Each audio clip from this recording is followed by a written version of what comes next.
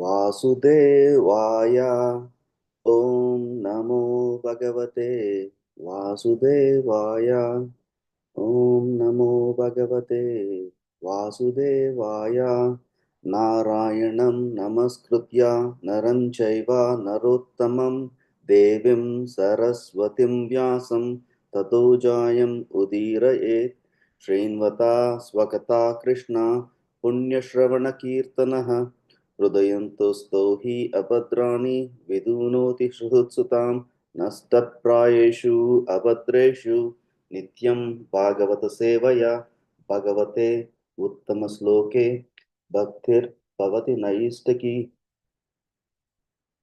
Good morning, everyone. Today I would like to continue reciting Srimad Bhagavatam, Canto 4, Chapter 20, verses 6 and verse 7. Verse 6. Asamsakta sariresmin amunopade gruhe apatya dravine vapi Korean Mamata Buddha. Translation and purport by Srila Prabhupada K.J. Translation. How can a highly learned person who has absolutely no affinity for the bodily consumption of life be affected by the bodily consumption in regard to house, children, wealth, and similar other bodily productions? Purport. The Vedic ritualistic ceremonies are certainly meant to please the Supreme Personality of Godhead, Lord Vishnu. However, by such activities, one does not factually satisfy the Lord. Rather, with the sanctions of the Lord, one tries to satisfy one's own senses. In other words, materialists who are especially interested in sense gratification are given permission or license to enjoy the sense gratification by executing the Vedic ritualistic ceremonies. This is called Traigunya Vishaya Veda. The Vedic performances are based on the three modes of material nature. Those who are elevated above the material condition are not at all interested in such Vedic performances. Rather, they are interested in the higher duties of transcendental loving service to the Supreme Personality of Godhead. Such devotional service is called Nistriya Gunya. Devotional service to the Lord has nothing to do with the material consumption of the bodily comfort. Verse 7. एकः शुद्धः स्वयं ज्योतिर् निर्गुणो स्वगुणाश्रया सर्वको नवृतः साक्षी निरात्मात्मनः परः. Translation. The individual soul is one, pure, non-material, and self-effulgent. He is a reservoir of all the qualities and he is all-pervading. He is without the material covering and he is the witnesses of all the activities. He is completely distinguished from other living entities and he is transcendental to all embodied souls. In the previous verse, two significant words are used. Asamsakta, meaning without attachment, and Buddha, meaning fully cognizant of everything. By fully cognizant, it is meant that one should know about his own constitutional position as well as the position of the Supreme Personality of the Godhead. According to Sri Vishwanatha Chakravarti Thakura, in the verse, the Lord Vishnu is describing himself as Paramatma. The Paramatma is always distinguished from the embodied soul as well as material world. Therefore, he has been described as Para. That Para or Supreme Personality of Godhead is Eka, meaning one. The Lord is the one, whereas the conditioned souls embodied within the material world exist in many varieties of form. They are demigods, human beings, animals, trees, birds, beasts, and so forth. Thus, the living entities are not Eka, but many. As confirmed in the Vedas, Nityo Nityanam Chetanas Chetananam. The living entities who are many and who are entangled in this material world are not pure. However, the Supreme Personality of Godhead is pure and detached. Due to being covered by the material body, the living entities are not self-effulgent. But the Supreme Personality of Godhead, Paramatma, is self effulgent. The living entities being contaminated by the modes of the material nature are called Saguna, whereas Paramatma, the Supreme Personality of Godhead, is Nirguna, not being under the influence of any material modes. The living entities being engaged in the material qualities are Gunashrita, whereas the Supreme Personality of the Godhead is Gunashriya. The conditioned soul vision is covered by material contamination. Therefore, he cannot see the cause of his actions and he cannot see his past lives. The Supreme Personality of Godhead, not being covered by the material body, is the witnesses of all the activities of the living entity. But both of them, the living entity and Paramatma, the Supreme Personality of the Godhead, are Atma or Spirit. They are one in quality, yet they are different in many ways, especially in regards to six appearances of the Supreme Personality of Godhead as in full. Full knowledge means that Jivatma, the conditioned entity, must know both his position and the supreme position, that is his full knowledge.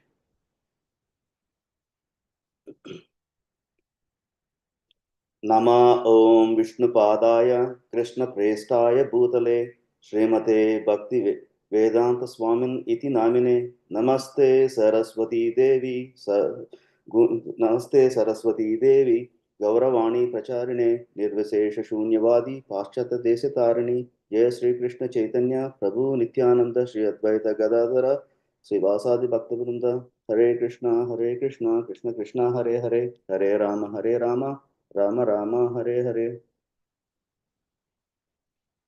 I like to see blessings from all the assembled Vaishnavas here, and thank you for giving me the opportunity to purify myself, and please forgive me for any of my shortcomings.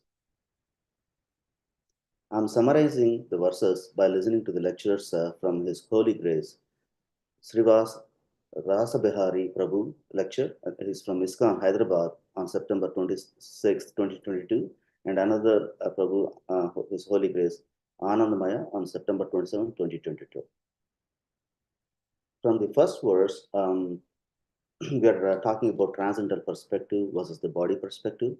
A highly learned person without bodily attachment remains unaffected by material possessions such as the house, children, and wealth, right? Ritualistic ceremonies, as we read from the purport, are meant to please Lord Vishnu, but often people use them for sense gratification than true devotion. Vedic performance operate within the three modes of material nature, such as Traigunya, Vishaya, Veda, right? Whereas in pure devotional service, people are engaged is beyond material conceptions. It is called Nistriya Gunya, right? So in this case where we are discussing about King Prithu's devotion and leadership, King Prithu was extremely powerful and delighted ruler who did not tolerate the injustice or mismanagement. As a Kshatriya, uh, all Kshatriyas ensures the discipline and order in the society is maintained, preventing disturbances. Um, we saw the same thing in case of Parishit Maharaj as well, another powerful Kshatriya who was so strict and he did not allow even the arrival of Kali. Kshatriyas do not tolerate injustice, whether towards our citizens or themselves, right? Here, Lord Brahma's intervention in King Prithu's and in Indra's conflict is needed because Indra committed many mistakes by introducing irreligious practices, yet Brahma advised Prithu not to punish him. Prithu Maharaj, despite his rightful anger, was instructed to leave the matter to the Supreme God.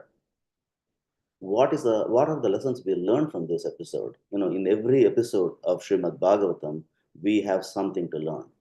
The lessons learned in this one is the Supreme Lord is the ultimate corrector of mistakes. Everything happens under the Krishna's supervision only. Maya Diksha Prakriti, that we heard many times. Maya Diksha Prakriti, right? one must understand when to interview and when to let Krishna take control, right? So for example, let's take about uh, Hanuman's example. Um, uh, for patience and listening to Supreme Personality of Godhead. Hanuman, despite his immense power, did not punish Ravana, but waited for the Lord Rama's command, right? He could have killed Ravana. He is powerful. Similarly, Prithu Maharaj thought he is capable of refraining from punishing Indra, and but he surrendered to Lord Vishnu's decision. It is Supreme Personality of God's decision to punish. The relationship between the same thing, we saw the same relationship between the Mother Earth and citizens also, right? Like, we saw that one. It's in the previous chapters, I think fourth chapter in Quanta 4, there is a mutual give and take relationship between the Mother Earth and living beings. Priti Maharaj was ready to correct Mother Earth, but she humbly submitted to him. Unlike Mother Earth, Indra was not submissive and misused his superior position. Right, he did many mistakes, repeated mistakes. For example, when we are trying to do these things, there are four categories of people we see who does mistakes. Right, there are the category of the people who never do mistakes. They are like Yudhishthira Maharaj or Prahalad Maharaj. You never see them. You look for it. You will never see any mistakes from Prahalad Maharaj. You never see any mistakes from Yudhishthira Maharaj. They're the people who never do mistakes and they continue on life till the end. There are people who do mistakes once, but they correct themselves when guided. For example, is Priti Maharaj in this case, or Dhruva Maharaj too. In Dhruva Maharaj's case, he wanted to kill all yakshas, right? Because he wanted to kill everybody who killed his brother. But he was one. They've been told only once by either from Supreme Personality of the Godhead or through Guru Parampara, one of the, they've been corrected and they're good forever. They do only one mistakes, but they're good for the rest of the life. Those they are the third category of the people who repeatedly makes mistakes and they continue mistakes despite the correction. For example, Indra here, who are corrected by Krishna many times during Govardhanagiri, and but he continued doing mistakes here as well, trying to cause problems with Aswamedha Yaga, when Prithvi Maharaj is doing, right? um, I call this category is like the dog's tail, right? Like, they'll never be corrected. Like, they do mistakes, repeated mistakes. And there is one more category is like, those who can justify the mistakes and refuse to change. They never listen. Um, they're dangerous. They're like Ravana, So these are the type of the things, four categories of people we can understand, and they're discussed very well here. Um, and there is also a reference of Chaitanya Mahaprabhu and the punishment to Kala Krishna Das. During just similarities. When Lord Chaitanya assistant Kala Krishna Das, when Lord Chaitanya Mahaprabhu went to visit South, he fell into bad association while on the preaching journey. Instead of preaching him immediately, what Chaitanya Mahaprabhu did was he waited until they returned to Jagannath Puri, where he rejected him from his association, which is an ultimate form of discipline because you so what else is good, like you cannot associate to your own guru. The supreme personality punishment is often a rejection which can be harsher than a direct uh, um, chastisement. So these are some of the things from that verse, and I would like to discuss few things from the next verse. Where we saw the distinction between the supreme personality of Godhead and the individual soul. According to Sri Viswanatha Chakravarti Thakur, Lord Vishnu described here himself as Paramatma, right? Paramatma is the super soul, is always distinct from the embodied soul and the material world, right? In Supreme Personality of Godhead, Para is called Eka, is referred as Eka. The Lord is singular, whereas Jivas, the living entities, are many, right? There are many. So Eka, Supreme Personality is one, and Jivas are many. And in Vedic confirmations, we have the same reference of Nityo Nityanam Chetanas Chetananam. The Supreme Personality is a singular eternal among many eternals, right? We saw the differences in purity between purity and self-effulgence, and living entities are impure due to materialistic entanglement, right? Where the Lord is always pure. We are impure because of the materialistic world. We are contaminated due to material coverings. Jivas are not self-effulgent, whereas Paramatma is self-effulgent. Jivas is influenced by the modes of the material nature, saguna, whereas Paramatma is beyond the material nature, nirguna. Jivas are dependent on material qualities, gunashrita, while the Lord is the shelter of all qualities, gunashriya. The Supreme Personality of the Supreme as the ultimate witness, uh, the things we have gone. The conditioned soul cannot see the cause of our actions or the past lives due to our material contamination. Right, the Supreme Personality of Godhead can see beyond material coverings because He is eternal. Both the Jivatma and Paramatma are spiritual, but differ in the two qualities. They are one in quality like spirit, but they are different in appearances. As we know, the Supreme Personality of Krishna has got the six appearances, right?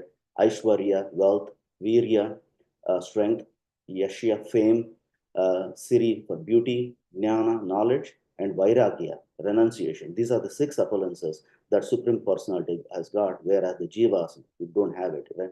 These are very well explained as well in Srimad Bhagavatam, as confirmed also in Vishnu Purana. Also, full knowledge of that understanding in both means we understand the living entity's position and the Supreme Lord's position. Uh, and I just wanted to summarize a few more things and conclude. Um, from Lord Vishnu's teaching to Prithu Maharaj, what we would learn, Lord Vishnu's teachings apply to all living entities, though they are spoken to King Prithu in presence of Indra and other dignitaries like the demigods. His teachings are universal and transcendental, leading to perfection if one listens to them attentively, right? Then I was thinking about it. What are the parallels? How do I understand this? The parallels with the Bhagavad Gita. The same teachings were given to us also by Lord Krishna to Arjuna in Bhagavad Gita, but they are all teachings to us. So, what is the difference? The difference is in Prithu Maharaj's case, the difference exists because Vishnu's instructions are Prithu and Krishna's instructions are Arjuna, but they are different in nature. You know, the Lord Vishnu's advised Prithu Maharaj not to engage in conflict. The reason Lord Vishnu's advised Prithu Maharaj not to engage in conflict and to rule peacefully as an ideal king. In contrast, we know that Lord Krishna's encouragement to Arjuna is to fight in the battle of Kurukshetra. So different instructions, but the same essence. So Arjuna hesitated, considering the presence of his superiors, but Krishna instructed him to fight as war was necessary at that time. Uh, Although the instructions seem to be different, the core meanings remains identical. So that's one of the things I noticed. And conclusion wise, when I go through all these things, there is both identity and difference between Jivatma and Paramatma. The concept is very much aligns to Bhagavad Gita chapter 13, which is mentions about the Supreme Personality of Godhead, and also what else? Uh, the Jivatma, the individual soul, is free from envy, malice, and the material qualities. Um, is explained by Srila Prabhupada's explanation, referring to Viswanatha Thakur's suggestion um, that both the transcendental nature of pure soul and the supreme personality of Godhead, referencing that when he mentioned it. And with that, I would like to conclude. Hare Krishna, Krishna Krishna, Hare Hare, Hare Rama, Rama